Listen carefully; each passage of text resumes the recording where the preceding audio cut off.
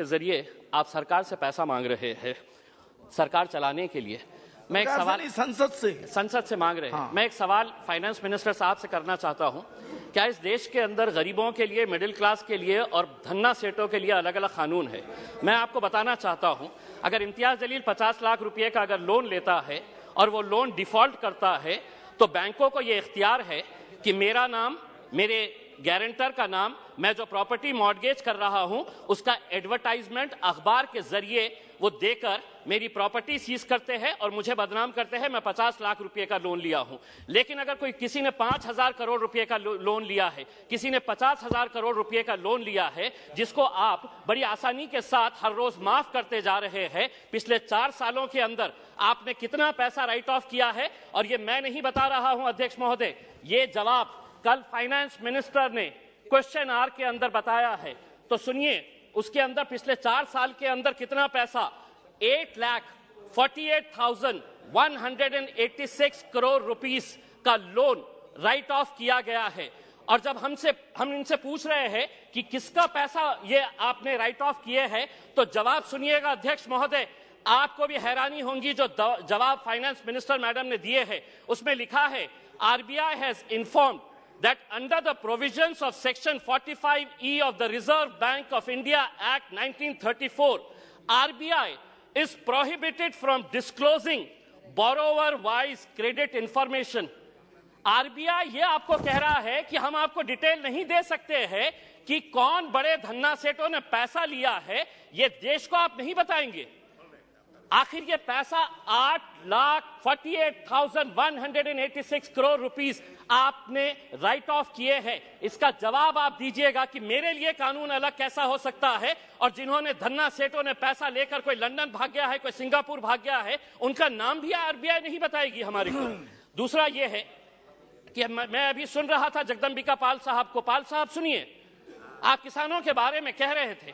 मैं जिस क्षेत्र से आता हूं, देश का एक छोटा सा एक शहर है, उस क्षेत्र के अंदर, महाराष्ट्र के अंदर मराठवाड़ा एक छोटा सा क्षेत्र है, उस क्षेत्र के अंदर जनवरी से लेके नवंबर 2022 तक महज 11 महीनों के अंदर 940 किसानों ने आत्महत्या की है। मैं देश की बात नहीं कर रहा हूं, मैं सिर्फ मराठवाड़ा एक जो देश का एक छोटा सा हिस्सा है, कहीं ना कहीं आपकी कुछ नीतियां गलत हो रही है अध्यक्ष महोदय, कहीं ना कहीं आपकी नीतियां गलत हो रही है। वरना इन किसानों की मौत को आपने सिर्फ एक आंकड़ा बनाकर रख दिए है। 940 किसान अगर सिर्फ एक क्षेत्र से मर रहे हैं और ये कहते हैं कि नहीं हमने किसानों के लिए इतना किया है, तो क्या वजह है कि आज किसान अपनी जान दे रहा है? आप ये कहते हैं कि प्रधानमंत्री उज्ज्वला गैस स्कीम के अंडर में आपने 10 करोड़ लोगों को दे दिए हैं। आप ये आंकड़ा बताइए, कितने ऐसे गरीब लोग जो पहले हम भी मानते हैं, हम भी खुश हुए थे, हमने भी स्वागत किए थे कि ये लोग जब अलग अलग तरीके से गैस की जगह पहले लकड़ी के ऊपर, कोयले के ऊपर है तो अपना खाना बनाते थे, आपने गैस दिए, लेकिन कितने लोग अब दोबारा रिफिल करने के लिए जाते हैं? क्या यह सच्चाई नहीं है कि पिछले 7 सालों के अंदर, 7 साल पहले गैस के सिलेंडर का रेट 450 रुपये था, आज आपने उसको 1080 रुपये किए हैं और ये उम्मीद कर रहे हैं कि आप जितना पैसा एडवर्टाइजमेंट के ऊपर लगा रहे हैं कि प्रधानमंत्री उज्ज्वला योजना के ऊपर, वही पैसा अगर आप दे देंगे तो शायद इन गरीबों को फायदा होगा। अनएम्प्लॉयमेंट, आज बेरोजगार, ये आंकड़ा मैं नहीं बता रहा हूं, कोई मनगढ़ंत आंकड़े नहीं बता रहा हूं, centre for monitoring Indian economy, इनके आंकड़े आए हैं। तो सुनिए फाइनेंस मिनिस्टर साहब, अनएम्प्लॉयमेंट रेट इन इंडिया अभी 8% के ऊपर आया है।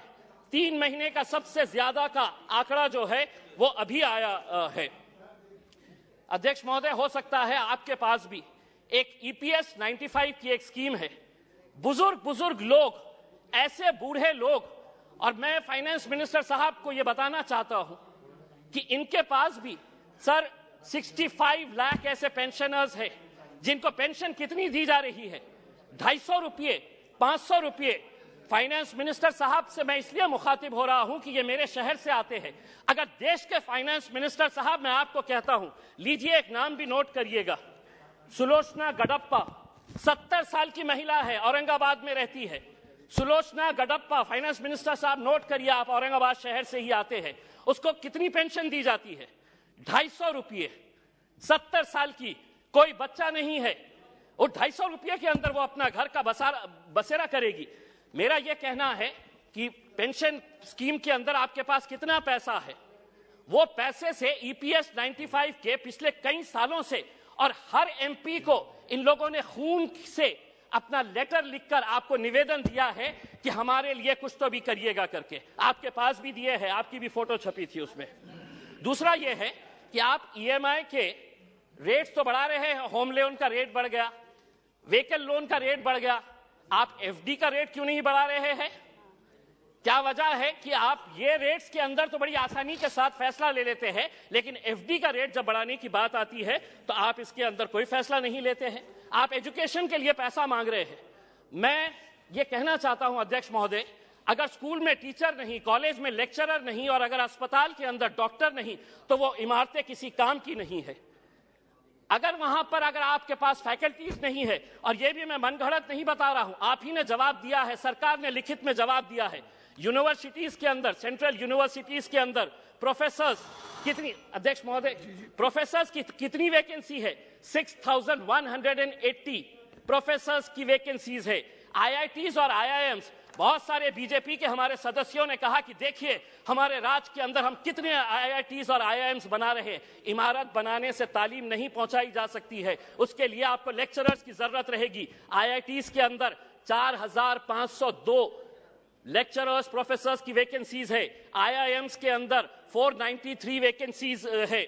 दूसरा यह है, एक बहुत अहम सवाल, 2015 के अंदर आपने प्रधानमंत्री आवास योजना शुरू की, हमने स्वागत किया, पूरे देश ने स्वागत किया कि हर बेघर को घर मिलने वाला है। और प्रधानमंत्री साहब का एक भाषण भी है जिसमें उन्होंने खुद ने कहा है, यूट्यूब के ऊपर आप भी देख सकते हैं, कि 2022 तक हम हर बेघर को घर देंगे। फाइनेंस मिनिस्टर साहब औरंगाबाद से है, 50,000 लोगों ने अप्लाई किया है पिछले 6 साल से। आज मैं पूरी जिम्मेदारी के साथ ये कह रहा हूं, एक सादा ईंट तक नहीं पड़ा है।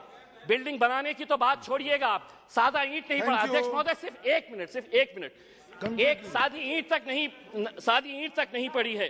दूसरा ये है अध्यक्ष महोदय, जाते जाते इस मुल्क को, हमने कल के दिन फाइनेंस मिनिस्टर मैडम कह रहे थे कि फास्टेस्ट ग्रोइंग इकोनॉमी है। हम आपसे ये पूछना चाहते हैं, अगर आप एक इतने बड़े माइनॉरिटी के तबके को अगर आप पीछे रखेंगे और आप ये उम्मीद करेंगे कि देश चलेगा आगे, हम क्या कहना चाह रहे हैं? आप हमारी प्री मैट्रिक स्कॉलरशिप बंद कर दे रहे हैं, आप हमारी मौलाना आजाद रिसर्च फेलोशिप आप बंद कर दे रहे हैं। आप ये सोच रहे हैं कि अगर माइनॉरिटीज को हम पीछे रखेंगे तो देश आगे बढ़ेगा। देश को हम भी आगे बढ़ाना चाहते हैं। हम चाहते हैं कि आप सभी का साथ और सभी के विकास के बारे में